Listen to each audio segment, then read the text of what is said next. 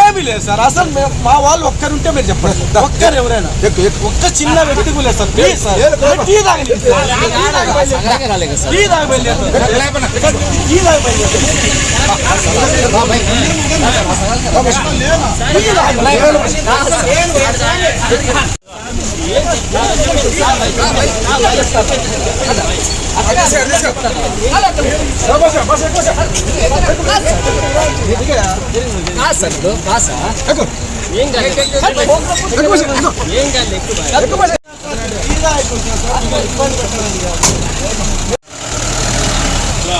నిన్నటి రోజున పల్లె రఘునాథ్ రెడ్డి గారికి చర్చల ద్వారా సామరస్యంగా అంత కలిసికట్టుగా ఏదైనా ఉంటే సమస్యని పరిష్కరించుకుందామని చెప్పేసి మీడియా ద్వారా తనకి అప్పీల్ చేయడం జరిగింది.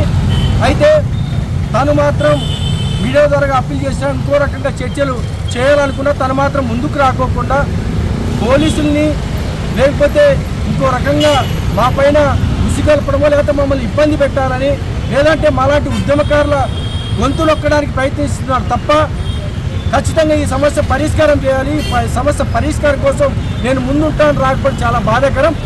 దాదాపు ఈ యొక్క అంశం పైన డాక్టర్ బాబాసాహెబ్ అంబేద్కర్ గారికి ఒక నివాళులు అర్పిస్తూ ఒక పూలదండ వేద్దామని చెప్పేసి మేము వెళ్తున్న క్రమంలో పోలీసు వారు వచ్చేసి మమ్మల్ని స్టేషన్ తీసుకొచ్చి మమ్మల్ని కూర్చోబెట్టడం జరిగింది. ఇక్కడ మాకి స్టేషన్లు కొత్త కాదు, కేసులు కొత్త కాదు. మమ్మల్ని ఎంత అణిచివేయాలనుకుంటే అంత పైకి నిలదొక్కని మళ్ళీ పైకి రాగలుగుతామని చెప్పేసి పల్లెసారికి తెలియజేస్తా ఉన్నాం. దయచేసి ఏది ఏమైనా సరే సమస్య పరిష్కారం కోసం ముందుకు రావాలి తప్ప మీరు ఈ విధమైన ఆలోచనతో రావద్దని చెప్పేసి పల్లె రఘునాథ్ రెడ్డి గారికి తెలియజేస్తూ ఏదేమైనా సరే పోలీసు యంత్రాంగానికి మేము ఎక్కడే కానీ ఇబ్బంది పెట్టేసి పోలీసులకు ఇబ్బంది కలిగించే అంశాన్ని ఎక్కడా చేయట్లేదు.